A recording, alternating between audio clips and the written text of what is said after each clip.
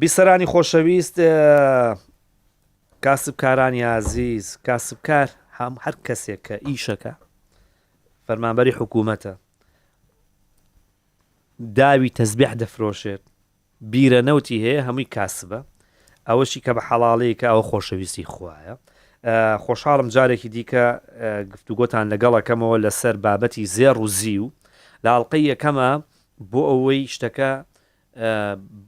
حونجەیکەین بۆی تێبگەین، هاتین باسی ئەزمموی کەسێکمان کرد کە پێشتر چۆن لە پشتی بار هەڵگرێکەوە لەو گەرمای عوزێم و سەرمایە باوشی بەڕەحمانە نەک بێڕەحمانە و توێتی یاڵا لە دواوە دانیشە اینجا پارەتە دەمێ، ئاگات لە بارەکانێ بێ، بار شتێک دزرابێ مەترێکی یاڵ دزرابێ پارە نییە، سویش پلاشیە دیار نەبابێ نییە. باشە بۆچی؟ بۆ ئەوەی کەسێک تامی ژیان نەزانێت کە لە کاتی دەدایک بوونیە سەری کەوت بێتە سەر بەردێکی ڕق نەک دەستێکی نەرم. هەموو ئەوانەی کە بە کەوچکی زێر نانیان خواردووە زۆر قەیر و قیمەتی زێڕوزی و نازانن. لەگەڵ کاک حاجی هەژارە گفتوگۆ دەکەم. کاک حاجی هەژار کوڕی مامۆستا قادر سوور چییە؟ باوکت مامۆستا بوو کاک حاجی. دواتر دوکانی شەربەتیان دانا، دوکانێکی گرانبەها، ئافرم غیرەتی دەوێت 63,000 دینار بخەیتە شوێنێکەوە بە نیودینار بتوێ مایەکی دەربێنیتەوە. ئیدی ئەگەر ئینسان ئەڵێ هیمەم و ڕێجال تەقتع و جیبال، ئینسان ئومێری هەبێ هیمەتی هەبێ بەنینۆ کە توانێت ئەو شاخی سەفین و ئەزمەڕ و گۆیژەیە کونکە. ئەمە بابەتێکی زۆر گرنگە. ئەو چیرۆکەمان باس کرد بۆی کە ئێستا باسی زێڕ و زیوەکەین بزانن لەگەڵ چیە باسیەکەین، ئەو کەسە کێیە کە ڕێگە بە خۆیەدا زێر بکڕنیانەی کردن. لە کۆتایی قسەکانمانەکە حاجی لە کوێ پچڕا لەوێ گرێدەین باسی ئەومان کرد. ئێستا زێڕی قاڵب لە هەولێر هەرزانترە وەک لە دووبەی. ئەم قسەیانی چی؟ چۆنی جارێسە کیلویەک زێر بە چەندە؟ لە دووبەی بە چەنە، لە هەولێر بە چەنە؟ بۆچی هەرزانترە؟ لە دووبەی بە حەوالە و بە گواستنەوە تقریبان 113 دەفتەر و 28 وەرەقەیە. بەس لە هەولێر کە هەرزانترە ئەو زێڕانی کە پێشتر هاتووتە هەولێر ئێستا خەڵک دەینتەوە بازار دەیفرۆشی بە لە ترسی وەی کە گوایە زێردا دەبەزی. باشە ئەمە لێرە مشکلەکە ئەوەیە، یعنی ئەو ئالەتە نۆرمەلە لە ناو دنیای زێر، هەنە ناو دنیای زێرنان لە ناو دنیای زیویش وجودی هەیە کە 2 ساڵە بزنسی زیو پەیدا بووە کە بزنسەکی نوێ بوو، خەڵک لە کۆتایی ئەو ساڵ ئاشنای زیوی بوو کە زیویش کانزایەکە وەکو لە ڕووی پارە نابەز لە ڕووی کانزایی دووەمە لە 2 زێر زیوە. هەینەن جاری وا هەیە $1000 کەمترە لە ساری دووبەی. $1000 چییە؟ ئەو زێڕێک کە لە هەولێر هەیە حواڵەی نادەی بە سعری عالەمیش بکڕی ئەتوو $1000 دەدەی کە زێڕێک بینی لە سعری عالەمی $1000 گرانترە. $300 مەساریف و گومرگ گرانترە حواڵە هەر دەفتەرێک $70-80 دەی بدەی، کەواتە لە بۆ چیلۆ زێڕێک دەوەرەقە دەدەی حواڵە، کەواتە دەوەرەقە لە سەعالەمی کڕی کە دەی گۆزیەوەش ئەوی $300-350 ئەو $1350. ئەو زێڕێکە دێتە بازار ئەو دوو شتەی نییە، گواستنەوەکەی نییە لەبەر کە کڕیتی دراوە. عرض هەیە خەڵکێ ڕۆژانە کڕینێ عرسێ لە سلێمانی لە بەغدایە یعنی ئەو زێڕە ئەو کڕینی فرۆژنە بەس پەیوەست نییە بە خەڵکی هەولێر بە بازرگانی هەولێر. لە سلێمانی دێ لە دۆک دێ لە دۆک دەڕۆ دەستە بەسڕای لە بەسڕای دێتە ینی بازرگانێکی گشتیە ئەنتەرناشناڵە لە هەموو دنیا کڕین و فرۆشتن بەبێ وەستان بەبێ فیزە بەبێ دخولیە بەبێ ختم ئەو زێڕە گەمەی دەکە لە هەموو وڵاتانی دنیا. باشە پاسەپۆرتێکی عالەمیە. جوانە شتێکت بە بیرێنامەوە باسی حەواڵەت کرد. ئێستا ئێمەگەر دەفتەرێک $1 لای کانەبی بێوێ دەفتەرێک $1 بنێرە بۆ ئەبوو جاسمێک لە دووبەی ئەبێت $80 حواڵەی هەموو بدا عمولە بدا، بەڵام ڕۆژگارێک هەبووە $80 وەرەگرت عکس بووە تا $160-170 ئەمن لە ناو بوویمە ئاوەرمانگرت. یعنی مەرج نییە ئەو زێڕەی مادام لە ناو خۆیە لەبەروی پاری عمولە نادی بۆیە هەرزانترە. ئەکرێت لەوێشەوە بیهێنیت پاری عمولەش نەدەیت و ئەسەن هەرزانتریش بێوە نییە؟ ئەگەر عکس بێ عمولەکە ینی زاری وا هەبووە ئەمە پارەمان وەرگرتەوە ینی چەندین جار خێرەکەیمە ئەگەر کیلویەک زێربایی دەفتەر بوو بێ بای دەفتەری $160 چەنەکە 16 وەرەقە $1600 باش ئەم $1600 گریمان زێڕەکەمە لە دووبەیەوە هێناوە لێرە نەمان کڕیوە $1600 ئەو زەم با قسەکەت پێ برم ئێستا کیلویەک زێر لە هەولێرێ $500 سەری عالەمیە $600 سەری عالەمیە ینی گرانترە بەس ئەتوو کە بێ زێڕەکەی لە دووبەی بکڕی ئەتوو $1350 دەدەی ئەو بەس مەسرفتە بەبێ زێڕی هەولێر هەر گرانترە عرس فرۆشتن هەیە بۆچی گرانترە $500 فرۆشتنەکە چییە؟ مثالن ئێستا کابراەک 100 کیلۆ زێڕی بینتە هەولێرێ بەس زەبری هەرزانی دەبتە پارە هەرزانی لەبەرەوەی هیچ بازرگانێکمانە پارەی 100 کیلۆ عازر هەبی بیداتی $13 میلیۆن برێهان کاکەوەرە بدەمێ جام $500 فەرمووت گرانترە یا هەرزانترە نا گرانترە لەسەر شاشەی عالەمی بەس لەگەر دووبەی هەرزانترە لە دووبەی بینی $1300 بە قازان جو 1500 کەواتە ئەو کابرای دەفرۆشی تەمەشای شاشە دەکە وەکو من و تو کیلۆیەک زێر بە 113 دەفتەر و 30 وەرەقەیە میسالەن ئێستا بە چەند هەر بەجددی کیلۆیەک زێر بە چەند لە دووبەی لە دووبەی ئەگە عالەمی حیساب بکەی 13 دەفتەر و تقریبا 180 وەرەقەیە ئەوە 13 دەفتەر و 18 وەرەقە باش ئەگەر عمولە و شتی بێتە سەرێ دەبتە 13 وەرەقە و 13 دەفتەر و 28 وەرەقە هەتا 30 بە قازانجەوە ئەو خەڵکەی دەفرۆشی کابرا تەمەشا دەکە لەسەر سعری شاشەش زایدە $500 زایدە لەو کابرای دەفرۆشیار قازانجە لە بن شاشەی نافرۆشی لەسەر شاشە دەفرۆشی ئێستا کیلۆیەک زێر بەڵێ لە دووبەی بە 13 دەفتەر و 18 وەرەقەیە جیهانی گیانی باش بەس ئەگەر کەسێک بێ لە هەولێر لە جەنابتی بکڕێ بڵێ حاجی کیلۆیەک زێرمەوێت تۆ بە چەندەمان نەیتێ لە زێر بە 13 و 20 وەرەقە کەمتر 8 وەرەقە کەمتر لەسەر سعری دووبەی لەسەر سعری جیهانی نا لەسەر سعری مەسارف و ئەوەی کە بینی کاک حاجی تۆ لە ساڵێکە یا لە 6 مانگە یا بەڵێن ئەم ساڵ لە مانگی یەکەوە تاوەکو ئێستا لە کۆتایەکانی مانگی یانزەین چەند کیلۆ زێڕت هاوردە کردووە ئەوەی ئێستا مەوجودە میسالەن چکە ئەمە دوو مەتارمان هەیە مەتارێک هەولێرە مەتارێک سلێمانیە ینی پێشبینی دەکرێم زیاتر لە 15 تۆن هاتبی هەتا 20 تۆن 20 تۆن بە هۆردووی زیاتر لەو ڕقەمەی ئەمن دەرێم لەبەر ئاماری سلێمانی تقریبیە بە تقریبی دەرێم بە زیاتر لە 15 تەنی هاتیە چەندی بە تقریبی بە خەمڵاندن لە سلێمانی بووە 5 تۆنی زیاترەکە لە سلێمانیە زیاد بە عکمی ئەوان دینار وەردەگرن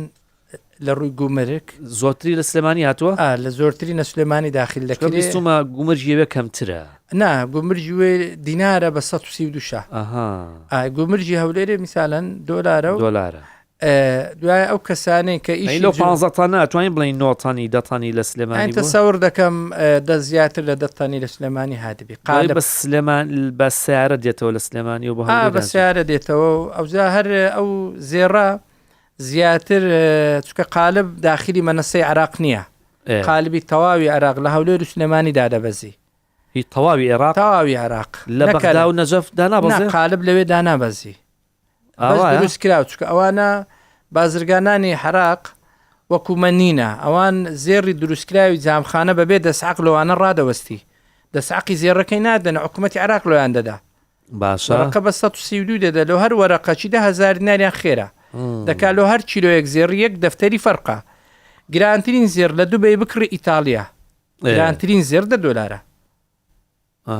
کەواتە ئەو زێڕێ دێنی جامخانەی ئاسایی زێڕی بە هەر سعرێک بدا دەسعقی نەدایە بگرە قازانشتی بگرە زێڕەکە ئەسنەن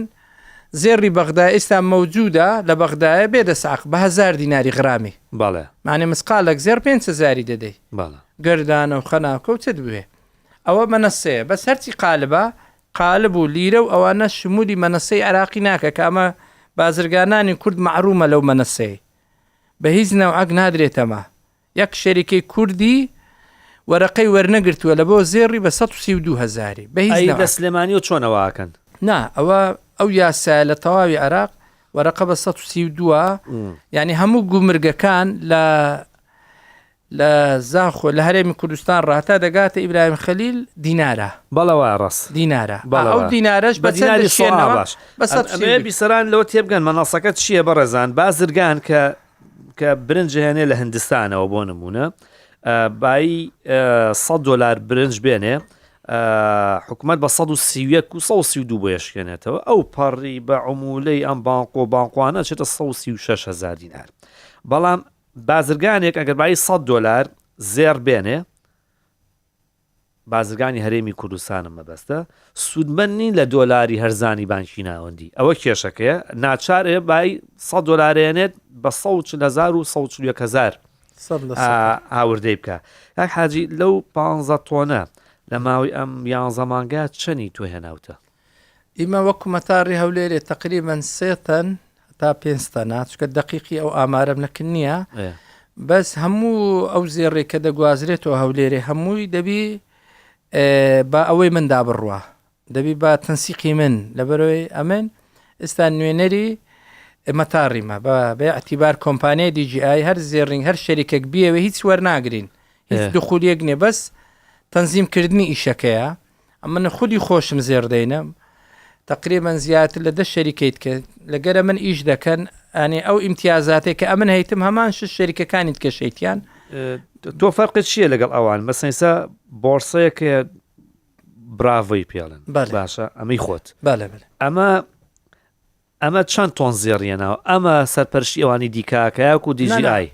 گواستنەوە فەرقی هەیە DGI گواستنەوەی دەکا باشە گواستنەوە کۆمەڵە کارمەندێ ئیشی لەسەر دەکەن ئەو کارمەندانە ئەوانە بەڕێوەی دەبن میسالەن عمولەک بوو پێشتر ئیسلامە بە عوکمیوەی زیاتر مرکزمان سنتەری فڕۆکەخانەی هەولێرە لە هیچ مەتاراتێک ئیش ناکەین کەمال علم شەریکەی ئەنتەرناشناڵە لۆمان هەیە لە بەغدایش بکەین لە بەسڕاش بکەین لە سلێمانیش بکەین مرکزی ئەسلیمە فڕۆکەخانەی هەولێرە لێرە ڕا ئیشمان کرد هۆسەکە بوو تاخیرکردنەکە بوو لە زێر بەڕێکردن و ئەوەی هەستا مەتار پێشنیاری کۆمپانیایمەکە لە بەرەوەی قەدیمترین کۆمپانیانە لە 2008ەوە تاوەکو ئێستا لە فەزلی خوای گەورە 25 نقطەمان هەیە لە ڕووی جیهانی ینی نقطەکانمان لە بەرەوەی یەک نقطە چیە خۆی چەند نقطە بێ باشە بەخۆی ئاخیرە 25 ئێوە 25 لە 5 ساڵی کەمین ئەو نقطانە لە ڕووی گواستنەوەی جیهانیەوە ینی ئەمە 5 ساڵەیە کەمین لەسەر هەموو شەریکەکان تەواوی شەریکەی عێراق نەک شەریکەی هەستان چمان کرد ئەو پێشنیارە بەڕێز کاک ئەحمەدی بووی پێشنیاری فڕۆکەخانەی بەڕێوەبەری گشتی و پێشنیاری کاک موسای مدیری گومرجی فڕۆکەخانەی نێودەوڵەتی ئەو پێشنیاری وانە بوو میسالم بە عوکمێ ئەمەیان هەر بژارد کە ئیشەکانمان زۆر بە پرۆفشناڵی دەکەین بەبێ ئەوەی هیچ مشکلاتەکە بێ هەستان چمان کرد شەریکەکان کۆبنەوەکمان کرد گوتماوەرن کاکە ئەو زێڕانی کە دێ هەستان گروپەکماندانا بینن ئەو گروپەیدانێن ئەمە یەکسەر لە خلال لە 2 دقه تا 3 دقه ئیشەکانتان ڕای دەکەین بەبێ شتێک هەم ئیشی خۆمان هەم داواتان کرد 100% لە هەردە شەریکە بپرسە چەند شەریکەیە بەخۆی پێشتر 56 شەریکە بوو کە حکوومەتی عێراق بڕیارەچیدا زێر ڕوزی و نابی لە هەرێمی کوردستان هاوردە هەناردە بکرێ زۆربەی شەریکەکان ماپیز بوون ڕۆیشتن 12مە لەو 12 شەریکەی 2 شەریکە ئیخۆمە لەو 12 4مە دوای دوت کە ئیزافە بوو 6 شەریکە هەیە بەی من ڕادەکە 8 شەریکە 8 کۆمپانیای هاوردەکردنی زێر و زیو هەیە بە زێر و زیو یا کانزای بە نرخی دیکەی وەکو ئەڵماسی هەمووی دەگرتەوە زێر و زی و ئەلماس و کۆمەڵە کەلوپەلی ئیستا شەریکەی من عەفدە مادەی گرانبەهای تێدایە وەکو چی وەکو هەندێک عەقڵ هەیە وەکو گواستنەوەی کەلوپەلی گرانبەها میسالەن حتى سعاتی ئۆرجینال ئەوانە بە $1 ملیۆن و $1 ملیۆن ئەو بابەتان ینی ئەو شتانەی تۆعفاتن ینی گرانبەهانە کەلوپەلی خاسمان هەیە بە گواستنەوەیان تەبان ئەوانە هەموو بە VIP دێنەوە بۆتان خەمڵێنراوە بۆ منەت لە ماوەی ساڵێکە بە بەهای چەند کاژمێری گرانبەها نانا ئەوانە کم زانی یا ئەڵماس مەسەلەن زانی خەمڵانەکەتان بۆ زێر و زیو هەیە بۆ ئەڵماسی شەتانە هەمان شتێک دیار ئەڵماس چەندە مەسەلەن لێ دەدا نامەسم کم دێ ئەلماس زین لە بەرچ کم دێ عێراق 5 منفەزی هەیە هەرێمی کوردستان 2 منفەزی هەیە عێراق ئێستا کەرکووچی ئیزافە ئەو کەسانەی کە زیانێ ناتانە برێم سولەمانیش وەکو هەولێر بەس تەواوی عێراق ئەتوو ئەلماسی داخل کە لە تەواوی عێراق بە ناوی زیو کەسی پرۆفشنال نییە کەسی شارەزان نییە مثالەن زێ و ئەلماسی لێ کاتەوە ئەی لە هەولێر هەیە ئاریکوای چۆن کابرا دەی فاتورەی بنێری ئەو تەنسیقەی لۆ دەکرێت بە فاتورەیە ئەو دەکاری کە لە زێڕا هەیە لە زیوا هەیە لە ئەڵماسا هەیە مەسەلەن ئەڵماس زۆر ینی بوارێکی زۆر هەستیارە ئەلماس لە ڕووی گومرک مشکلەی نییە ئەلماسەکە عەڵقەک بە $8,000 یان عەڵقەک بە 8 وەرەقەیە ئەوە مهم نییە کەلیمەی ئەلماس هەمان گومرگە هەمان یاسایە هەمان شتە یعنی ئەوە بەوەزنە میسالم بەوەزنە عەقیلەوەینی ئەو چکە ئەلماسێ لەسەر زیویە ئەلماسێ لەسەر زێڕیە ئەلماسێ لەسەر پلاتینیە باشە من وشی ئەلماسەکەم بەلاوە گرنگە ئێستا ئێوە کۆنتترۆلی جۆری هەیە لە فڕۆکەخانە بەڵێ زێڕێک ساختە بێ 100% نایڵێ ئەلماسێک ئەو کواڵەتیەی نەبێت و لەگەڵ سرتیفیکیت و بڕوانامەکە یەک نەبێ توانای ئەوە هەیە کە دەریکا کەشنا ئەلماس بەعکمی وەی کم دێ وەکو زێڕ و زیو نییە باشە دوایە ئەوەی ئەو منفەزەی کە بیانەوە ساختە داخلکن نان لە مەتارێکی وەشک و هەولێر داخلکەن هەتا زێڕش هەتا زیویش ناتانن لەبەرچێ مثالەن ئەو شخصا بەعکمی وێ ئەمە 20 ساڵە نەنا ئەو بازارانە ئەو شخصی دەینی دەیناسین ئەو 5 تۆنەی کە لە فڕۆکەخانی هەولێرەوە داخل کراوە 5,000 کیلۆ زێر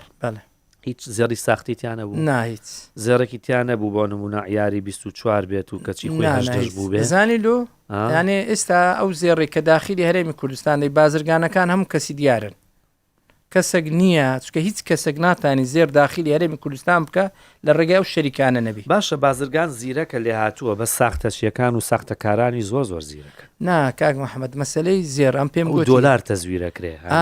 ئێستا ئەوێ ڕۆژێ ئۆنسەی وا لە بازارڕێ بوو هەمان ئێستا و بارکۆتەی لێدا پێ دەرێ لە تاریخێک دروست کرا لە سعاتێکی دروست کرا ئەو مەزدەڕەشت پێ دەرێت کە دروست کرا هەمان ئەو شتە لە بازارڕێ بوو زێڕەکەی ناوی ئێستاوە کۆدی هەیە ئەو کۆدە لەگە کۆدی کارتەکە یەکە ئەو کۆدە لەگەر ئەو کۆدەی ئەو ڕقم تەسەسولە هەمان شتە لەگە کاغەزەکەی هەمان شتیش بوو هەر مەبەست ئەم زێڕەکەی ناوی غرام زێڕکەی پامپەیە بۆ نمونە ئەوش پام بوو ئەمە مارکەیەکی زۆر باشی باوەڕ پێکراوە سویسریە بەڵێ هەر وەختی خۆشی لەگەڵ کاک ئەحمەدی زەرەنگەری ئاکۆیا باسی شتێکی وامان کرد باجی ئەمە زۆر باوەڕ پێکراوە ئەمە زۆری جوانە ماشەڵڵا ئەو ئێستا فێر لەو باوەڕ پێکراوەی دەکرێت فێڵەکرێ ئێستا لەوەی دەکرێت ئەمە چەندێکە ئەمە 50 گرام ئەوە 50 گرامە تقریبا ئۆنسە و نیوەک ئەوە ئۆنسەکە ئۆنسەکە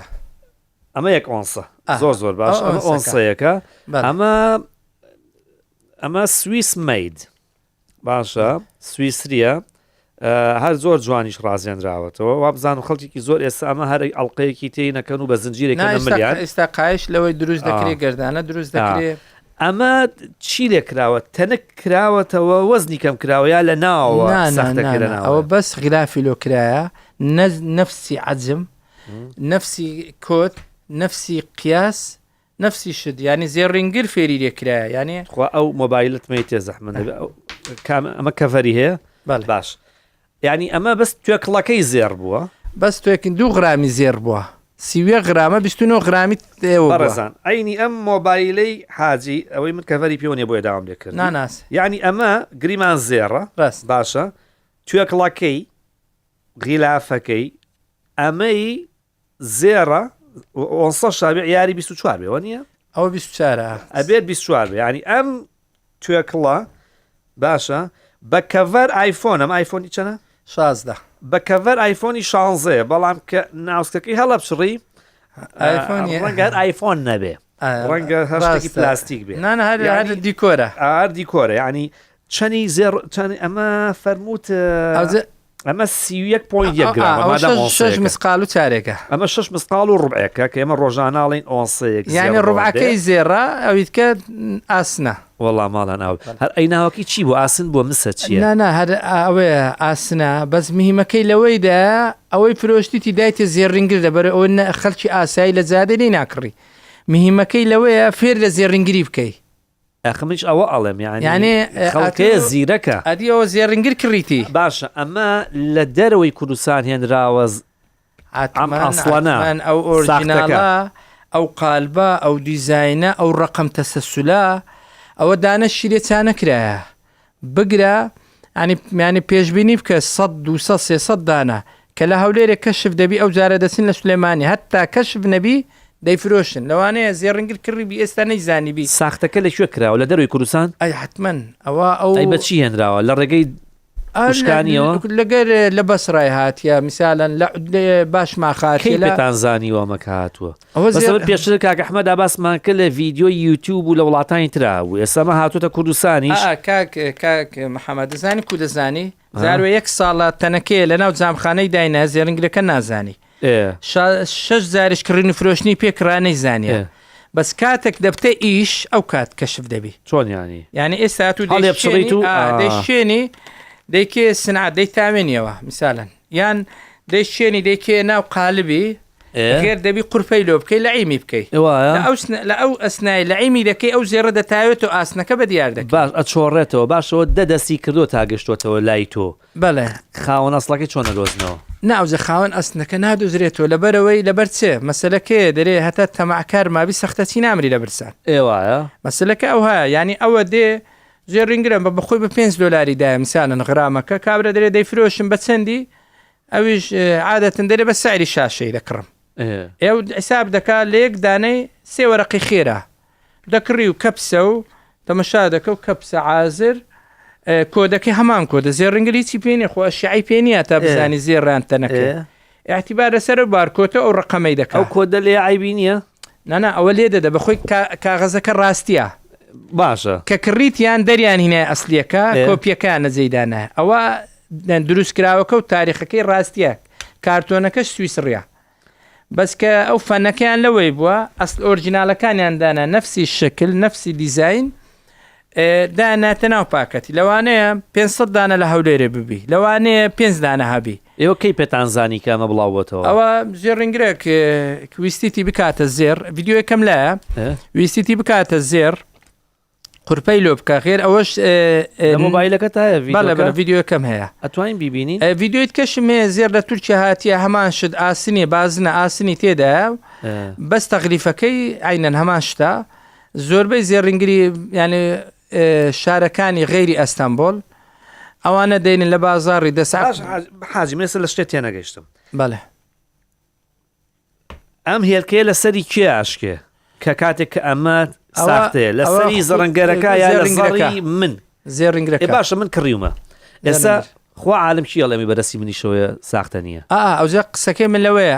گریمانە ساختەیە حاجی ببوورە تۆ بە منە فرۆشت و بەخوا پیاوێکی ڕێک و پێک و ساغیت و ئەمە تا بە منە فرۆشتووە ئەوە من خستمە گیرفان باشە ترسە بێت ئەوەی کە خستمە گیرفانم بە ڕزانبای $4,660 ئەم ئۆنسەیە لە ماڵەوە دام ناوە و شکوور وە بەرهێنانم کردو قیست و قەرز و قۆڵە لە ماڵەوە دام ناوە ئەموتمە ماڵی سپی بۆ ڕۆژی ڕەش توزانم ماڵەکە سپی نییە هەر خۆی ڕەشە ماڵەکە سبینی ئەمەیە بیفرۆشە ئەو کەسە زەرری نییە من زێرم نییە نانە ئەتەنەکەشت لە من کڕیبی زەرری نییە لە تۆ نا لە سلێمانی کڕیمە لە دووە کڕیمە لە برادەرێکم کڕی وەصلت هەیە دەینێک لە من ئەمن ئەگەر خودی وەسڵاتیم هەبێ بەڵام ئەگەر ئەتو نەناسم ئەسنە لێت ناکڕم ئەوە یەک دووش ئەتو ڕاستە برادەری منی بەس لە سلێمانی ڕێت کەتە سلێمانی نە سلێمانت کڕیا هینایت ئەرعاز ێژارەوە منۆ بکە پارە ئەمە سوڵەمێ ناوەی نانا ئەمن پسوولەشت پێ نەبی ئەم نەتو دەناسم و وەرم گرت و تاو کاکە ئەو پارەکەت بڕۆ خوافیست ئەمە لە وەسلی خۆمان ئەوجەمە فاتورەمانەیە هەر ئۆنسەگلۆتی هەیە تەمان ئۆنسەی سووسریەکەم کەس ئەمنی نامە کوردستان هیچ کەسێک علمی نەبوو ئەو ئۆنسەی پامپ ئەم پامپە ئەریکە ئەگە بەبیرت بێ کە هاتیە بۆرسەی چاوپێکەوتنەکمان کرد لە 2000 وەختێک باسی زێڕمانە کرد کەس باسی ناکرد شارەزانێ دەزانی ئەوە کەلیمە ئۆنسەی چیە هەر بە جددی ینی ئەو کاتە بە مانگیش نرخی زێر ناگۆڕ ینی قەز قسەکەی من لەوەیە ئەتو ئەمە تو کاک محەممەدی دەناسم کاکەندرێن بووتی با بچین بۆ بۆرسەی ئاڵتونەکە ئەو ماوەوە بەزیستا دیکۆری نوێ بە گچکەی نییە قوربان چۆلە کاڵن بەقەدەر مشتێکە و تانی گشتێکە بە پلیکانێک سەرکەوتین ئەو کاتێمە باسی زێر و زیومانەگەر کێسە باسی زیوی شەکەین زۆرێک لەوانی کێسە باسیەکەن بە پاسی هندیانەوە تاتە باوەڕکە کەس زانیاری لە قسەکەی من لەوەیە ئەو کابرایی کە کڕیتی ئێستا من لە یەکەم دانەیەکە منم قوربان لە زەڕەنگەری ئێس کڕیومە لە سلێمان ئەمە زیاتر لە 5,000 دانە 4,000 دانە ئەوەن سەم هینایتە کوڕی خۆی چکە بیدا من ئێستا وازم نهێنا من لە 2000 نانە یانێ لە 2009 ئەم بۆرسەم هەیە لەناو بازاڕ 2009 6 ساڵە ڕاست هەتا ئێستا لەوانێت تەسەوڕ دەکەم 5,000 دانم هینابی باشە هەر 5,000 لە خودی شەریکەی سویسڕیم کڕیا خودی شەریکە دەستی یەکەم نانە من ئەسەر مەجبور نیمە بچم لە دوکانداران بکڕم مەجبور ئەسە خێر ناکەم لە دوکانداران بکڕم ڕاستە ئەمێن میسالەن یەکەم دانە کە فرۆشتم وەسلم هەیە کۆد و وەسلەکە ناویسیانی کابرام هەیە لۆ شارە چتی ئەویشم هەیە وەسلەکەم مەوجودە لە تا ئەو دقێش ئەمە لیرەشم بێ وەسل نەفرۆشتە لیرەکە هەیتم کە فرۆشتیتم هیچ پاکم لەوەی نیە ئەگەر ئەو زێڕە 100 غرامە 99 غرامی تەنەکەبی ئەتو لە ئازیە ژارت کڕێ دەینیوەکن ئازی ژاری کاک ئازی لۆم کەپار بە چی ئازانی لە تۆم کڕیوە دەرێم کامدا ئەوە کات جەماعەت تەمەشاکەن بە کارمەندەکان بە مۆزەفەکان تەمەشا دەکەن ئەوە بەرێ کاک ئازی خۆمانە بە چی ئازانن کۆدەکە بە کۆدەکەیە ئەو کۆدا سی هەیە بی هەیە ئەی هەیە ئێستا کۆت هەیە هەنیتی لە سویس ڕانیتی میسالەن ئێچی نییە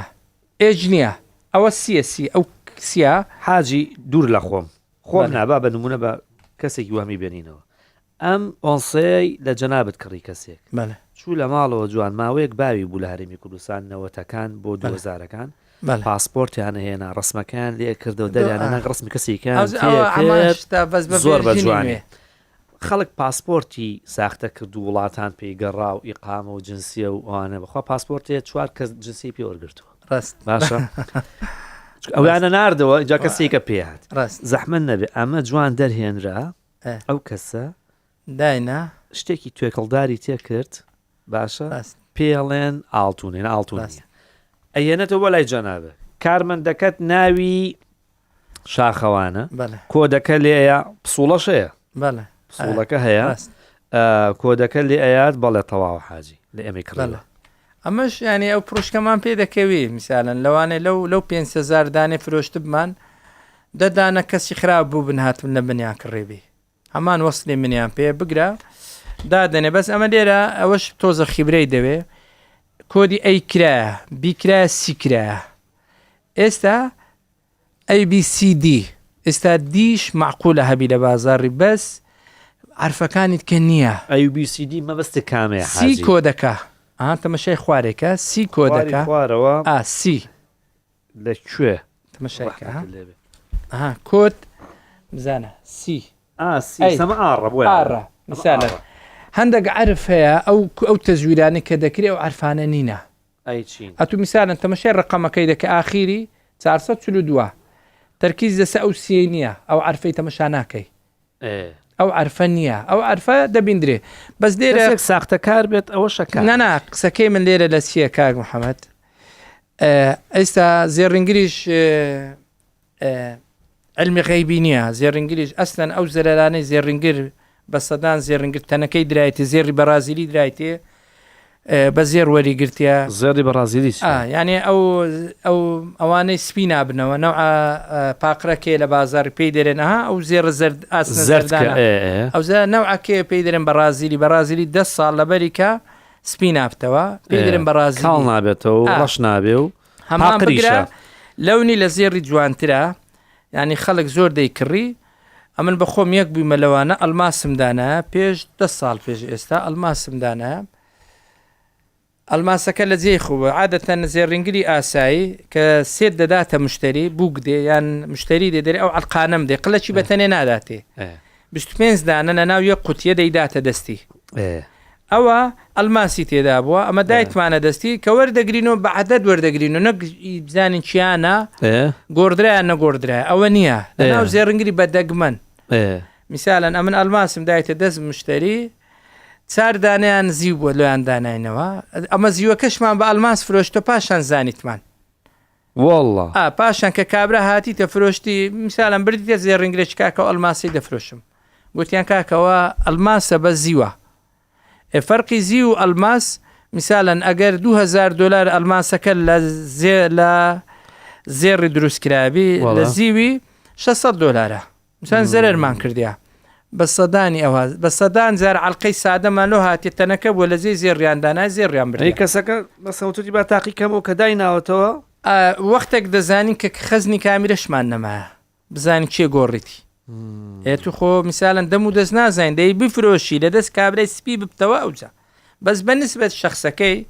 هیچ زەرری نییە تەنەکەش بی لەبەرەوەی لە ئازیێژاری کە ڕێدێ دەداتەوە ئازیێژاری ئازیێژار لۆلێک دەبە بێ مناقەشە بەرێ وەزنەکە هەمان وەزنا کە ئەمن پێم فرۆشتووە پارەکەی دەدەینێ ئەوەیە حاجی ئەڵێ پارە ڕاکێشێ قسە ڕاکێشێ باسی بووکێ کرد ئێستا بازاری زێڕوزی وای لێ هاتۆ بە تایبەت زێر لە پێشەکێکی هەڵلقەی پێشوشا باسم کرد جاران وەکو شاعیر ئەڵێ هاوسەرەکەم کە شلە بێ لەسەر لاشانی دەفتەرێ خەو بە شعرێکی باڵدارەوە بینێ نەک جامخانەی زەڕەنگەر جاران ئەوەی لە بەردەم جامخانی زەڕەنگەرا بوو بەس خانمان بوو ئێستا خانمان چۆن پیا شتێکی هەیە لە دڵایە لە وەختی خۆی مەتبەخی پیا و بۆ ژن لی سندوو ئێستا پیا حقی ئەوە ئاڵتوی لە ژن سندوێتەوە ئەم ئێستا یەک یاسامە زێڕنگی ینی ژن یەکجاری مەحروم بن لە زێر یەک یاسامایە کە ئێستا بیتە یاسا ژن کە کچ کە شوو دەکا یاسامە دەبی زێڕی لۆ بکڕێ مهم نیە چەندی لۆ دەکڕێ ئەوە بیتە یاسا یان بووە قانون ئەگە ژنێک کچێک زێڕی لۆ نەکرێ لە دەور و بەری زۆر بە گچکە تەمەشا دەکرێ قابلت نەبووە کۆمە لە قسە هەیە کاریگەرن لەسەر ڕاستەوە ما باقی ئەو یاسایە بڕوە وەکو ئەو ئافرەتانەی تورکیا و ئەو ئافرەتانی ئەوروپا ئەڵقەچی زیویلۆ بکڕە و گەردانەچیلۆ بکڕە و هیچ نامێنێ بازار دەبتە بازاڕی پیاوان هەموو جارێ هەلۆ خۆشی بابم قسە چیە دەرێ معاملە لە گەژنان خۆشە بەزەگە پیاوان ناخۆشە لەبەرچێ بۆچی دەرێ ژن پەیدا ناکە ئەو کەسەی پەیدا دەکە زۆر زەحمەتە ڕاست یانێ بە فعلی قسەکەشی واقعی بازاڕیا ئێستا پیاو دێ لیرە دەکڕی لیرە 5,000 خێرە بەس بە هەموو تەمەنی لەوانەیە ئافرەتە بە تەمەنە هەولێریەکان ئێستاش بێن بە هەمان فکرەی ساڵی 1970 بێن لیرە بکڕن بە تەمەنەکان ئێستا ئەوانش زائرەکانیان پشتیان لە لیرەی کردیا ئەمن دا ئازیە کە بوو داهاتەکنم ئەو کاتی کە هاتەکنە من تەسەور دەکەم عمری 9 ساڵ بوو گوتی کە مێردم کردێ ئەو کاتی کە مێردم کرد بە مێردەکەم گوت دەبی مانجە لیرەکم نۆبینی لیرەک بە 2 دیناری بووە ئەو شەرتی من بووە هەتا ئەو ڕۆژی دەمری یعنی لیرەکە هیچ نەبووە ئەگەرە من داوای مانجە بم گوت بە 10 دینارم بدێ پیاوەکەم دەیدامێ 2 دینارم بدێ لیرە گوتی هەتا وەفاتی کرد لەسەر قەولی خۆی مابوو پیاوەکەم خوددا عافیکە هەموو مانجە لیرە چیلۆ من هینایە جێ لەوەی نەبوو بە سعرت بە چ سعرێک بووە ئەوە شەرتی وی بووە یعنی هیچی نەویستیە زێڕی ئەو کاتی نەویستە گوتیتی بەس شتێکم نۆ بکە بۆ مەزریسێ هەتا مردنێ ئەو پێشەکی و هەژدە مسقاڵ و مسقاڵوانەی نەبوو گوتی هەتا ئەو ڕۆژی وەفاتی کردیا ئەمن هەموو مانجی ئەوزە لیرەی کورد و عەرەب هەبووە لیرەی قەدیمەکان کە هینایەتێکنە من ئەو لیرەیە ساڵی 1970 بووە ئینتاجی دروستکردنی لیرەی هەبووە لیرە بەخۆ ئێستا ستاندار 7 غرام و 200 ئەو کاتی لیرە ئەو زمانی 8 غرام بووە عیار 22 بووە 24 نەبووە یعنی هەندێک لیرەی بە من پیشانە چکۆ فادی کرد خوددا عافیکە قسەکە لە چ بوو گوتی باری مێردەکەم زۆر ئاسان کرد منەتەکی زۆر گەورەشم کرد لە بەرەوەی ئەو کاتی زۆر هەرزانیش بوو منەتەکی زۆر گەورەم کرد ئەمن مێردی خۆم دەوێ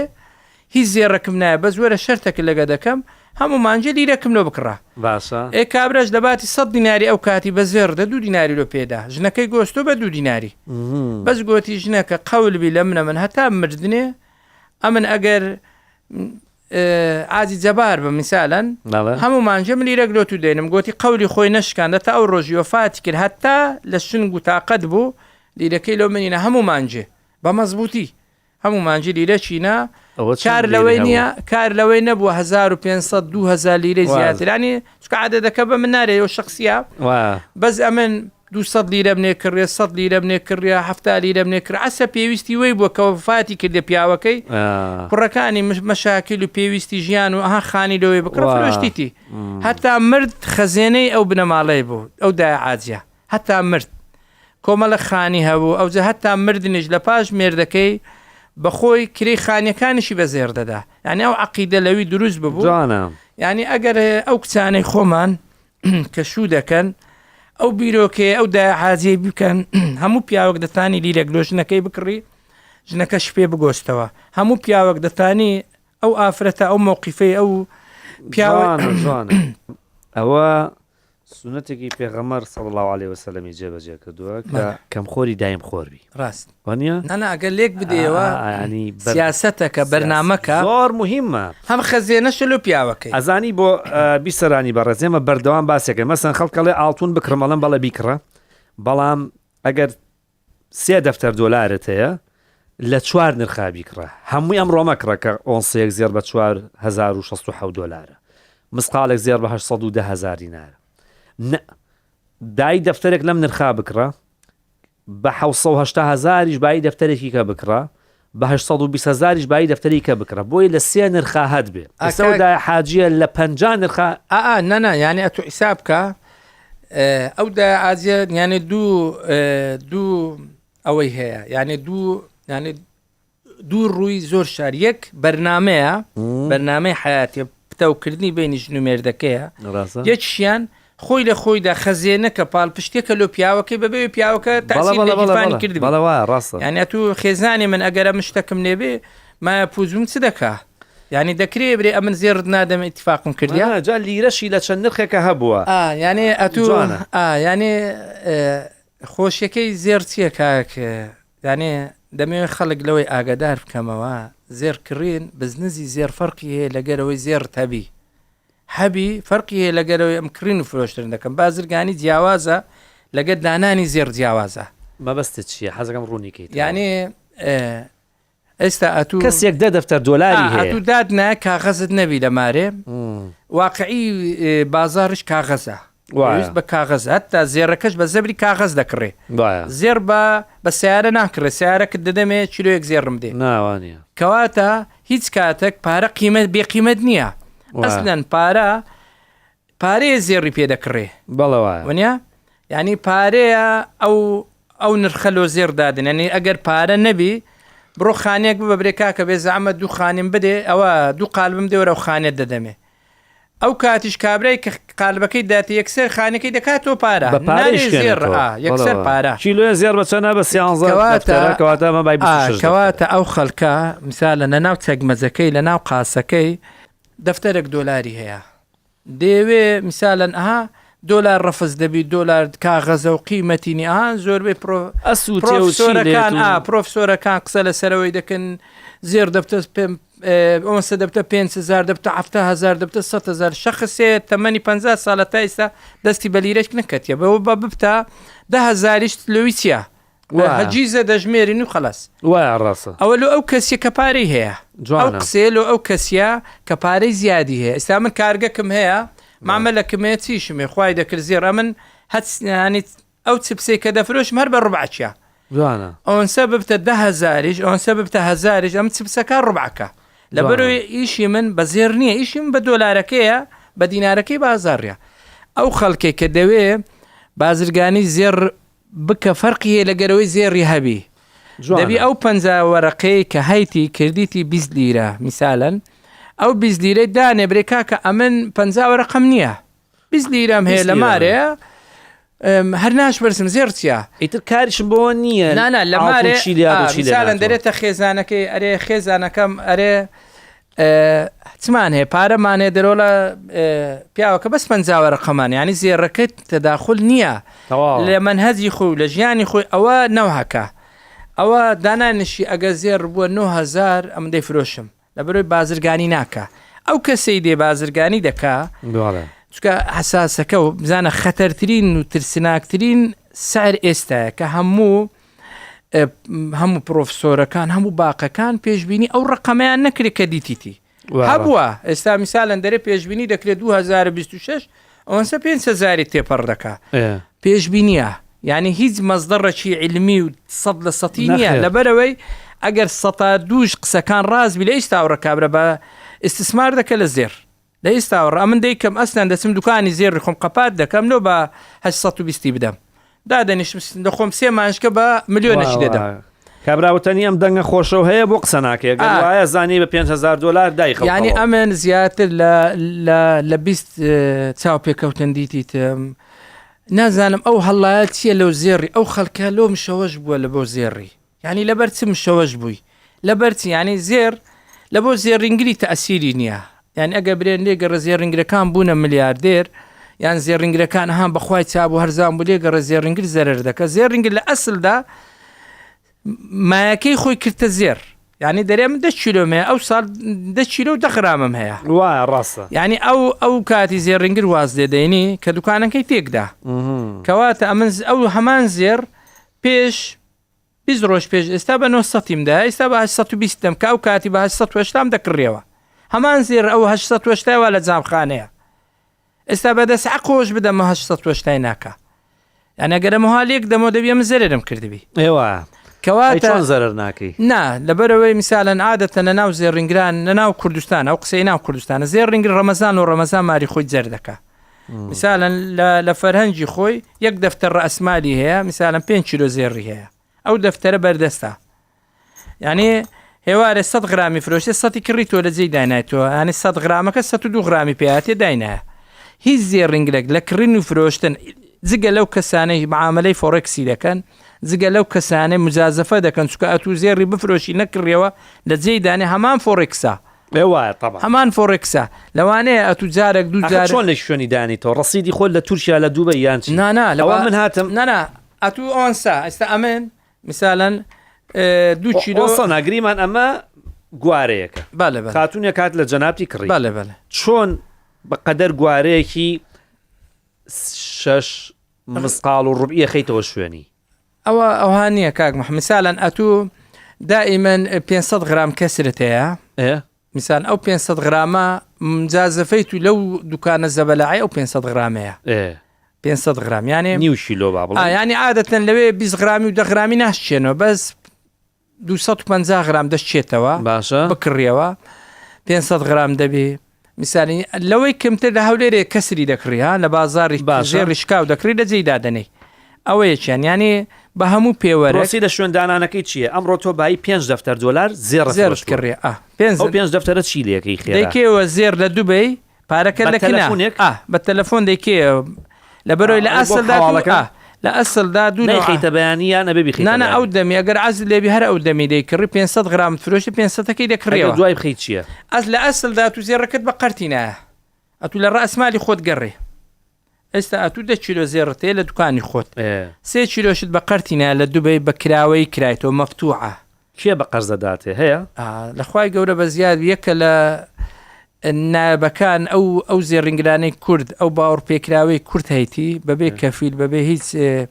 دانان بە عوکمی وەی کابرا 10 ساڵە ئیش لە من دەکە بە نەقدیم نێکڕیا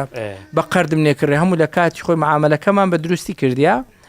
ئەو احتیبارە هەیە چەندی زێڕی هەولێر ئێستا لە قەرزایە توانی بە خەمڵانی بڵێن چەند کیلۆ ئەنی تەسەور دەکەم زێڕی دووبەی تەنێک زیاتر لە هەولێرێبی تورکیاش داین تەسەور دەکەم تەن و نیوەک زێڕی تورکیا و دووبەی لە هەولێرەیە خەڵک کاسیبی خۆشیان پێ دەکەن و لۆشیان دەنێت تەبان ئەو زێڕنگرە زێر ناداتە من 2 کیلۆ ئەگەم دەم نەبی بە قەرد نادا ئەگەر ڕەسمالەکەت نەبی ئەگە دوکانەکەی خۆت نەبی یعنی ئێستا دەرێ کاک محەممەد دێتە دووبەی تەلەفۆن و ئازیەژاری دەکە لە بەرەوەی ئیشی لەگە ئازیەژاری کردێری ئازیەژار پرسیارێک دەرێ فەرمو دەرێ کاک محەممەد کووە هێشتا فاتورەکەی نەکردە دەرەوەڵا کاک محەممەد کوڕی چاکە ینی دوکان دەرێتی وەزعی کو دەرێ دوکانی خۆیتی زێڕ خۆیتی یەکسەر دەیداتی ئەو قسەیە دەکرد ئەویش جاری یەکەم هەر تۆماتیک ئەتو ناتانی 10 کیلۆ زێڕی بە قەرد بینی بە یەک سەلام عەلیکوم نایتر کیلۆیەک 2 کیلۆ ئەوەیە ئەوجا ئەو فرۆشەی ئەو قەردەی دەشتێنیەوە دەفرۆشی تو زێر خۆ سەلامەتە لە جێی خۆیتی زامخانەکەت گەورە دەکەی پێشتر ئەو قەیسەری هەولێرێ پێشی 96 و ئەوانە هیچ جامخانەك لە هەولێرێ لە 5 کیلۆ زێڕی زیاتری تێدا نەبوو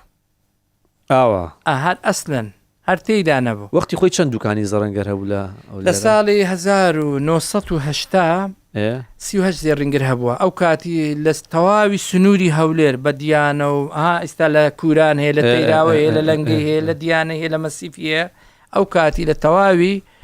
سنووری هەولێرێ 32 هەتا بزانم 32 هەتا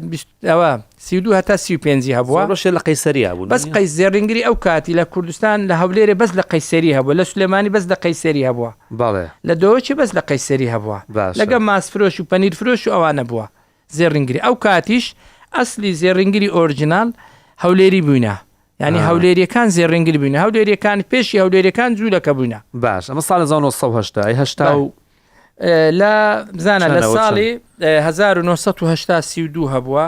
میسالە لە 85 بوویتە 50 سەبر زیادی کردی هەتا 2025 ئێستا حالیان لە هەولێر سنووری هەولێر 650 زێڕینگر هەیە 650 زێڕینگر هەیە لە خۆشبەختانە پێشتر هەولێر بەس قەیسەری بوو ئێستا لە هەموو تەیراوەی هەیە و کوران هەیە و لەنگەی نوێ هەیە و لە دیانەی هەیە و لە مەسیفیەوە وەلاسر یعنی ئەو بازرگانە زی خۆشحاڵیت تەبەن زێڕینگر چەندی زۆربی خەڵک دەیکڕی تەبان ئەگەر بازار نەبی کابرا هەفتێک دوکانی زێڕینگری دادەنێ و واز دێنی کە بەردەوامیشە لە زیاد بوون ینی بەردەوام بە ئەو نسبەی کە لە هەولێرە هەیە لە تەواوی شارەکانی عێراق نییە 606 زێڕینگر ئەوەی لە هەولێر هەیە لە هەتا بە تەواوی بەغدام نییە چکە بەغدا ژۆ بزانم 509 زێڕینگریان هەیە بەغدا خودی بەغدا هەولێر چەند بوو 606 جا بەغدا چەند ملیۆن کەس بەس فەرقەکەی بەغدا چییە؟ جامخانەکانیان لە سەروی 50 کیلۆ 100 کیلۆ و 200 کیلۆ ئاساییە لە بەغدایە بە حکمی نفوس بەس بەغدا 8 ملیۆنە تەواوی پارێزگاکانی عێراق ئێستاش زێر بە جوملە لە بەغدا دەینن ئێستا وەکومەنینە ئێستا ئەمە گەورە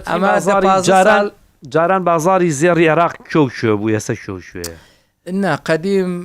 گەورەترین بازار بۆرسا بەغدا بووە پاشان کەرکووک پاشان هەولێر ینی ئەوش لە ڕووی چی لە ڕووی کەلتورەکەی وایە بەغدایی وەکو کوردی خۆمان عەزیان لە زێڕ بووە ینی ئەو کاتی ئەو زێڕەی لە ساری نۆهەتەکان بەغدایی لەبەریان کردی تازە مۆدیلە ئۆریجینالەکەی باز دەکەم ئەسلەکە نەک ئەوەی ئێستا ناچکە ئەسلی هەمووان لە دووبە و ئوردون و ئەو بابەتانە دەژین هەموو زابط تەیار و زابطی عسکەری و بەڵێ سونەکەیە ینی کەچی ئێستا میساڵەن لە عێراق دوو شار زۆر یعنی دوو شار بەغدا و هەولێر لە تەواوی خەڵکی کوردستان بەقووەتە ینی هەر خەڵکی هەولێر ئێستا خۆشحاڵیە خەڵکی دەوروبەری هەولێرش ینی بووە کەلتورێک ئەی دۆک لە ڕووی زێڕی پرۆفشنال کمە زەعیفە ینی جوان زێڕی مۆدرن بەڵام بۆ ئەو سەرگیری ئەوانە و خواستێکی زۆر لەسەر ینی ئەوانە میساڵەن هاو تەمەنی خۆیان نسبەی دیاریکراویانێ بەس ینی کچەکە تەمەنی گچکەبی پیاوەکە گەورەبی ئەوە لە سەروی چیلۆیە دائیمەن قایشی زەبەلا لە دۆک دروست دەکرێت قایش 3 کیلۆ 2 کیلۆ لە هەولێر هەیە بەس دەگمەنە لە هەولێری شەیە یعنی ئەو پیاوانی کە بە تەمەنترن لە عادەتەن بۆ منە 20 ساڵ بە پیاوەکە 40 ساڵ بەڵێ ینی عادەتەن ئەوانە بە چیلۆ قسە دەکەن لە بەرەوەی بەبێ لە دۆک بەبێ ڕوخسەتە میساڵەن گەورەکان بڕیار دەدەن یان ئێستا ژن بە بنەماڵە دەخوازرێ میساڵەن لەو بنەماڵەی ئەوش لەو بنەماڵی ئەو بنەماڵە شەرمی بە خۆیان کاکە دەمسقالی لۆ بکەم ئەوە نییە یعنی گەورە حکم دەکە ئێستاش ینی دائیمەن یەک قسەی گەورەیە ئێستا لێرە ئەمە بەرە و ئەو ڕوپیەت دەچین کچەکەی ڕازی کەن و ئەمە مشکلەمان نیە ئەوە زۆر ئەم لە زۆر داخوازی بیمە بابەکە گوتی کچەکەی ڕازی کەن و کچەکەش لە خۆی ینی عەسەب تێگەیشتنی خۆیتی ئەگەر عەسەب سنابی ئەو ماری کاول دەبی نانە ینی تەمەشاکەرەشی سەری ئەمە عادەتەن خوشی مەش سناپی بەکاردێنی خێزانی مەش بەکاردێنی کچی منیش بەکاردێنی بەس ئەو کەسانەیە ها میساڵەن ئێستا کچی ئێستا هەمووی پێویستی بۆ ناکەوەرە برنج ئەوها لێ دەندرێ چکە ئەوەندە چوتە ناو سۆشیال میدیا هەمووی بە 2 دقی منزەرێکی قەسار دەکە لێ ناگەڕێ مردەکەی ببینی لە ناو سەلەی دەکە بەنزەری دوم بڕێک باشترە سێم فێر دەبی یعنی غروریە تێک چاوەرگرتی ئێستا پێویستی بە ئێستا پێشتر ئافرە من خێزانی خۆم پێشتر هینا سالن گەورەکە نەسیعەتیان دەکە مار و مێرد ئەوها و ئاگال لێبی مێرد ئەوها ئەو کچە ئەو مێردەی وەکو شاخەک دەدیت ئێستا جیلی ئێستا بەداخەوە کچەکە زۆر زیرەکترە لەوەی کە دێ نسعاتی دەکە ئەوی نسعات دەکە ئەو بەتەمەنەکەی نسعات دەکە خێزانە ئەو چیرۆکی دای حاجی نەبیستووە نا ئەو کاتی نا ئەمە خێزانی خۆم کچی خارمە ئەی مەسەلەن ناترسی ئیسە گوێ لە گفتوگوۆیە بێت دوای بیبیسێ هەموو مانژێک جاوەختە و ناڵە لیرێک ئۆسەیەک خۆشێکە لە چدا ئەو زۆر جار دەرێ ئەم زێڕش بەخۆوەکەم کەس نارە ئی خۆیتی دەرەمێ ینی دەرێ ئەوجا ینی بەفعلی زۆر عزیانە زێڕنیان لەبەرەوەی دەرێن ئەتوو میسالن لەبەرکەوی لەبەر هیچ عونەری تێدانی ینی بەس وەکو بانقێک هەی بێ مەسەلەن هانی نای هەمومایان داوای ئۆسەیەکە لێ ئێستا شێف هیچ وەختێک دەبینی لەسەر سفرەی دانیشتنانی بە جوانی بخوا ئەسلێن هەر تام نەخواردن ناکە شێف لەبەرەوەی چی ئەمە توێمان خەڵەتێن ینی بڵێ زێر مهم نییە ئەوە هەیە و چی پێویست بوو کاک محەممەد ئێستا عجیبەکەی لە چدایە میسالەن هەان نمونەکی ئەو دوازە تاکبازن لە بجێڕمەوە ئادی فەرموو مشتێکمان هەبوو ئەمە ئەو قسانەی دەکەم 2006 و 2005 و 6 و 7 تازە شەپۆڵەی پارە هاتە هەرێمی کوردستان و عێراق هەمووی خەڵک شۆک ببوو ینی خەرچی ئاسایی 100,000 و 200,000 پیا دەکرد ئەنی دوکاندار و پارە پیاکردن ئاسان بوو ئەو شەپۆڵە لە نۆتەکان هەبووە لە هەشتایەکان هەبووە یعنی 1-2 ساڵ ئەو هات دەباری خەڵک ئەگەر زیرەک بی دەفتە شتێک لەو ئەگەر لەو ساڵی هەمان خۆ لە سەفرە و سیاعەت و دعوەت و پیاسە و ئەوەی نەکرد چکە لە ژیانی ئینسان هەموو ڕۆژە فرسەنیە کاک یعنی زۆر جار هەبووە شەو هەبووە 3 شەو هاتیمە ئەو مەتاڕێ هەولێرێ خوا ئاگادارە مارم 2 دقە دوور بووە هەل لە دەرکەی سوڕایمەوە سواری تیارە بیمە هاتیمەوە ئەو شاری نەهاتیمە سەر لە مندار بدەم لەبەرەوەی گویتم ئیش هەموو ڕۆژێ نییە بەس بێ ئیشی هەموو ڕۆژێ هەیە هەموو دەمێ ئەوە نییانی ئەتوو ئێستا میسالەن ساق تەکسیەک جێژ نەدێ میسالن هەموو گەشتیارە دێ بەبەر ناکەوی ئەتوو چیشت بە جێژنانەیە ئەو فرسەتە لۆ تو هاتیە وەختیت کە ئەتوو لەواتی یەکەم و دووەم و سێم جێژنانت کرد دەگە مار مداری خود بڕۆ زادەی ڕزقەکەی تو ئێستاە بالضبط ینی هەزار گەشتیار هاتیە کارمەند مەمسالن مەتعمەکەی خۆشبی ناخۆشبی لەو 3-4 ڕۆژەی جێژنەی خەڵک دەیخوا نارێ ئەرێ چامەتعم خۆشە بچم بخۆم دەرێت تێر بخۆم یعنی ئەمە بە خۆشمان ڕۆژی ڕسقی تۆیە ڕاست یعنی پێویست ناکە ئەتو دەوری برا گەورەك بجێڕی کە پارە هەبوو ڕۆ ئیش کات چکە ڕۆژی ترێ دەوری برا گەورە بەخۆی دەرێ مانێ یەک لە سەرمایەدارە شکست خواردوەکەی چەندین جار شکستی خواردە زیاتر لە 11 جاری قسەی زۆر جوانیە دەرێ ئینسان لە 3 دەرفەت ینی لە 3 شت لە 3 فرسە 3 شت نەکا یەک نووسن 2 ترس ماندی نابم ینی ترس بترسی هیچ توێ ناکرێ پارەکەم مجازەف چکە ئەو پارەی کە مجازەفە بە عیاتی خۆت دەکەی ماندبوو نانم کوورەکە کە نەنووی لۆ تو خراپە لۆ جەستت خراپە هەم قسانە زۆر دەکرێت سعات تو پێویستە 6 ئێوارە بنووی ئەوە لا دەدەی لەبەرەوەی ئەتوو سعاتەکی 50 ساڵی بێپارەیش دانیشی ئەرێبا بە لۆ ئەتوو ئەو جیرانمان پارەی هەیە لۆ ئەوە هەیتی لۆ ئەتوو ئەو سعاتە باشە بەکەرچ تو چ دێ ینی ئەتوو ئاسانترین وەسیلە ئەوەیە دابینکردنی ژیانەی خۆش دەبوو مارومدار لۆ کەتە کاکە ئێستا ئەگەر ئەتوو هەدبی جیرانت مستەفید دەبێت 2 قاب ترش و برنج و گۆشتی لۆ دەنێری نەک داوای قەرزی لێ بکەیت نەک ئەتوو ئەرێ بێ زەحمەت خێمان نەما هەندە خێمان بنێرە یعنی ئینسان پیاو هەموو ڕۆژێ ناکرێ ئەتوو پارە بە هەموو ڕۆژێ بە عەمباری نەخڕنافتەوە زان لەبەرەوەی ڕاستە عەمباریش کرا منش عەمباریم کردیە زێرم لە وڵاتەی بردە وڵاتەی عەمباری بوو بەس عەمبارێکی چاکەت و پانتۆڕی بوو بە چاکەت و پانتۆڕی بوو عەمبارێکیشی زیاترە حەماڵی تۆ فەردەکەیتە ئاوە چۆنەوێ بەس تۆ 200 و چەند کیلۆ بوو 242 کیلۆ 242 کیلۆ بۆ 63 زانتەیش والله 63 دلار ماوە نەقل گواستنەوەی خەڵکم کرد ینی تیارە بەر بفتەوە بە گرنتی مردنی تێدا دووش فقرات أو زيري هجرة ولا سر جهازي كنترولي داني وباخنا وتياري فقرات يعني هاد لا يقع فتاو 5 كيلو هجرة بخوازور باش أتباز زير بات تنكبي بخوي تونيا تو عمباري بس دقوسيوا قسكي من لويا يعني خوا دايننا قسمتي تو هتا مردني من عمباربم خوا دايننا هتا مردني أتو دانشا ما مستابه دایشینە ناوە تا مردن دەوڵەمەند بێ هەوڵ نەنا ئەوە تەفەرمە من چارزە لە ژیانی خۆم دەورەمەند بیمە ئەو دەورەمەندە ئەوها بە ئاسانینە بە شەو ڕۆژێکی بە مانگ دانیشتیمە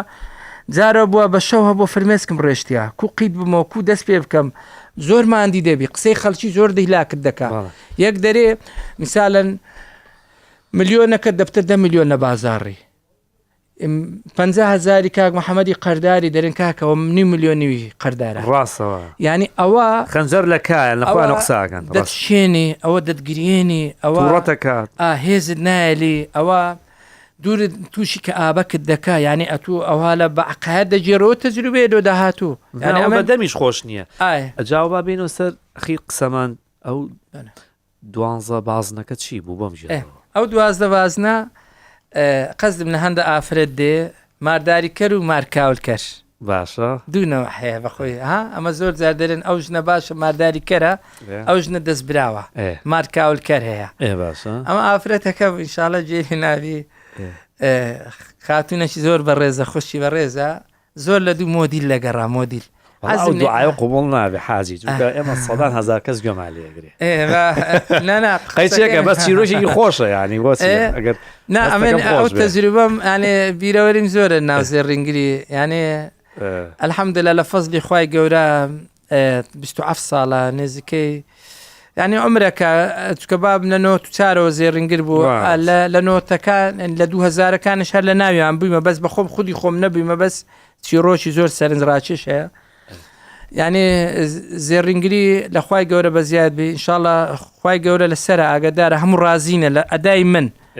خودی خۆم لەبەرەوەی ڕۆژێک لە ڕۆژان زێڕێکی خراپ نەدایێتە دەست خەڵک حاجی خۆ لەو چیرۆکات زیتەوە چییە ئەوزە قسەکەی من لەوەیە مارداری کەر و مارکاورکەر هەیە باشە دائیمەن ئەو ژنانێ لە دوو مۆدیلات دەگەڕێن دائیمەن کێشیان هەیە دائیمەن نامڕتاعن دائیمەن چکە بە مۆدیل بە مۆدیلە قوتار نابێ بەدە مۆدیل قوتار نابێ بە سەد ئافرەتەکە بە خوشی بە ڕێزە 12 تاکبازنی لۆزان هەبوو تاز نە کشمیرە بوو تازە هات بوو کشمیر پاکستانیا باشە لۆزان هەندیە کشمیر لە بینی پاکستانی مەسنعەکە لەوێ هەم ئیشی دەستینە زۆر جوان بوو ئەو ئافرەتات گوی تاخۆم باز نەکەم دەوێت بە شەرتە چی نەبی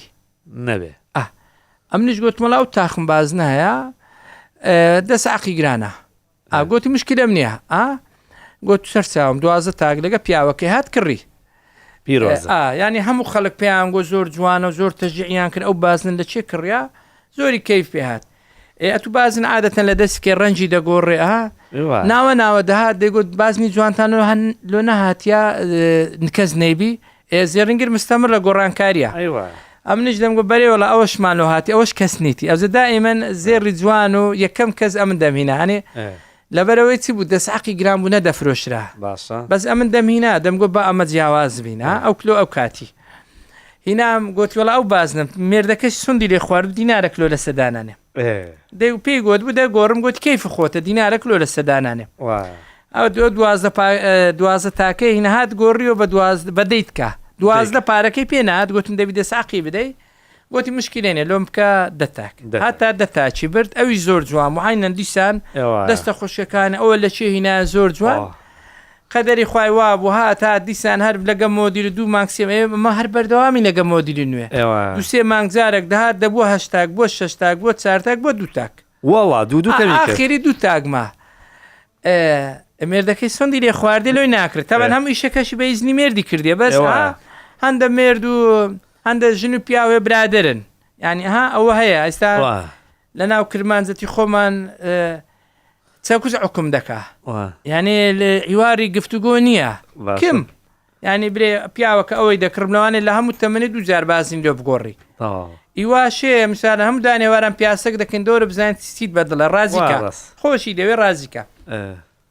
ئاخیری یانە 2 تاچ پێات گوتم ئێستا هەموو جارێ دەمگوت ناوی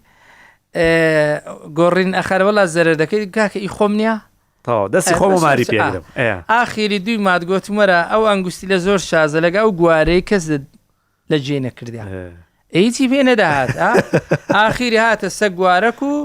ئەنگوستیلێکی سوڵتانیان پێدەگوت و خلاص بردی وەسەلام پشتەوی ئەم 5 ساڵان دابڕام لە زێڕی ئاانە چوومە بازرگانی سینی و ئەو چین و ئەوانەها لێرە فاصلەکەم دایە گوتم لە 2007 ئەوە بوو 2-3 ساڵان دابڕام ینی چوومە جوملەی وازم لە مفرەدی هینا باشە کە میسالەن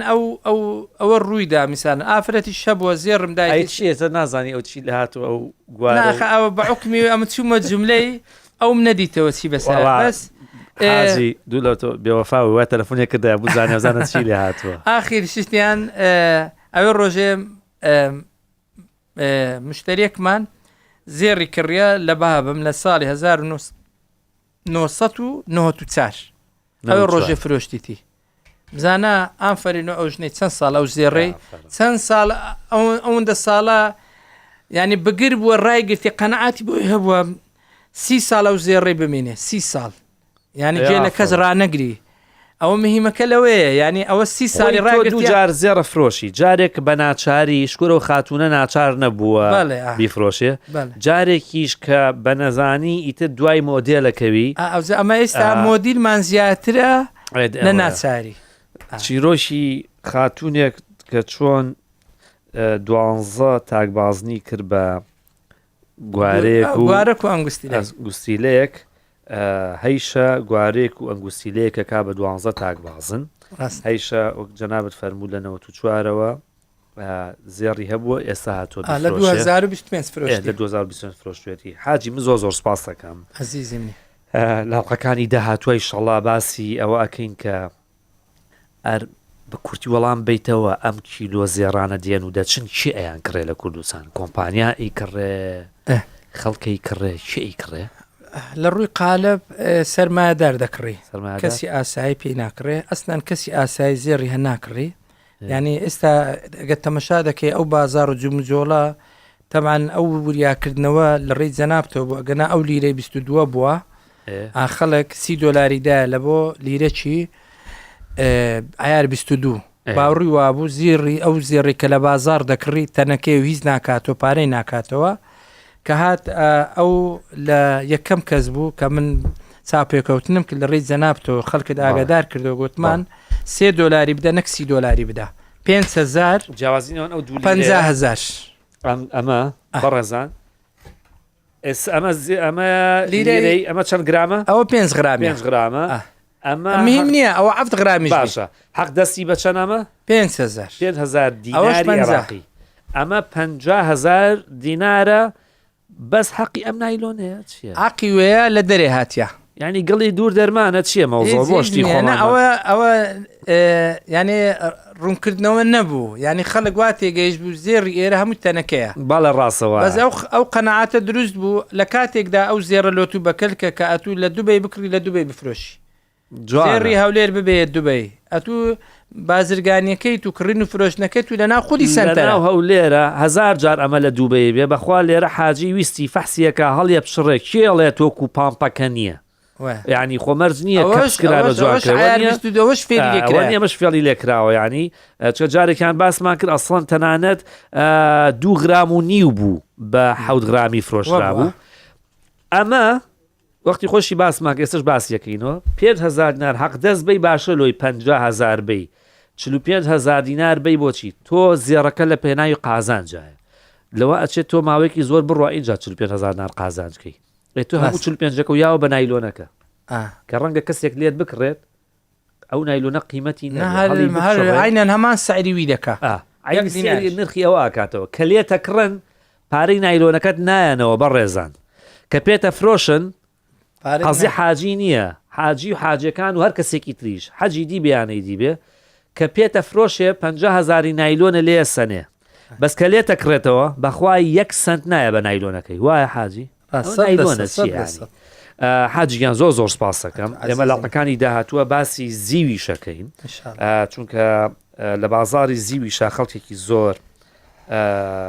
تێوەگلاون لە بازاری زێڕە لە ماوەی چەند ڕۆژێکە جەنابەت بە تەلەفۆنێک ڕۆژێک بوو باس کردم وتی لە ماوەی 10 ڕۆژان نزیکەی 27 ملیار دیناری خەڵک لەم هەولێرە ئەخۆی ئێستاش نهاتۆ ئەو ڕقەمەی کە خەڵک زەرری کرد بگرە خەڵک کە هاتۆ ئەوەی زۆر بە زیاتر زەرری کرد زیاتر ئێستا زانی ئەنی خەڵک باوەڕی بە 20,000 نییە لە زێر بکە میسالەن لیرێکی کڕێ بە 800,000 بە 820,000 بکە ئەو باوەڕێی نییە یعنی ئەگەر نا ئێستا کێشە لەوەی نییە بە 800 دەکڕی کێشە لەوەی نییە بە 900 دەکڕی لەوەی هیچ گرنگ نییە لەوەی گرنگە سوپرایز بی 200,000 قازانچکە زێری ئەو خوشکەی کە لە مارە هەیتی بە 700 کڕێ هاتی لە بازار بە 900دا ئەو سوپرایزەی دەوێ ئێوە ڕاستە ئەوەی ناوێ بێ ئەو ڕۆ 20,000 800,000 پێ بدەم نەبە 20,000 ئەو قسەکەیت یانە چەند مشتری هەبووە ئەمە گوتم کاکە خێرت تێ لۆم زازەفەی بێ دەکەی گوت یعنی من 800,000 پێ بدەم نە 20,000 تەواو ئێمە وەختی خۆی باسمان کردمان گۆش بۆی بۆن نەکات خوێ پێوەکەن خوێ بۆن کات چی بکەینەی بەڕاستی خەڵک وە بەرهێنانی لە زێڕا کرد وەکو سەلامەترین پەناگە ئێستا خەڵکی هەولێر نەک هەولێر سلێمانیش ئەو بە نمونەی هێنەوە لە ماوەی چەند ڕۆژێکی کەما لەبەرەوەی لە گرانە کڕیتان لە هەرزانە فرۆشتان من لەو چیرۆکە تێ ناگەم کە شت گرانە بێ وان پەلامارێ دین هەرزانە بێ لە سەکین بە فرۆشتنیش ئەوە نقطەکەی لەوەیە لەگە ئامێ مەچونە شامێ دەیترەوەی تر پێیان وایە کە لەگەڵ ئامێش نەشان کێشەکە بە پێچوانی قسەکەی وارن بافێتەوە ئەڵێ کە ئەوان ترسان تۆ بیکە کە ئەوان کردیان تۆ بترسە بەڵێ وارن بافێت پیاوی عاقڵە دۆناڵد ترۆمپ بەڵێ ئەگەر لە بینایەکی سێقات و خۆی هەڵایە خوار و خۆتان هەڵبە نەخوار و حتمما حکمەتێکی تایە پیاوی عاقڵە لەبەرەوە قسەکانی زۆر دروستن زۆر سپاسانەکەم تا دەرفەتێکی دیکە کە باسی زێڕ و زیو دەکەین و باسی زیو دەکەین بە ورتر تاو کاتە بە کەسێکتان دەستپێرم کە لە هەمومان دەوڵەمەترە و لە سوڵتان مەحموش گەورەتر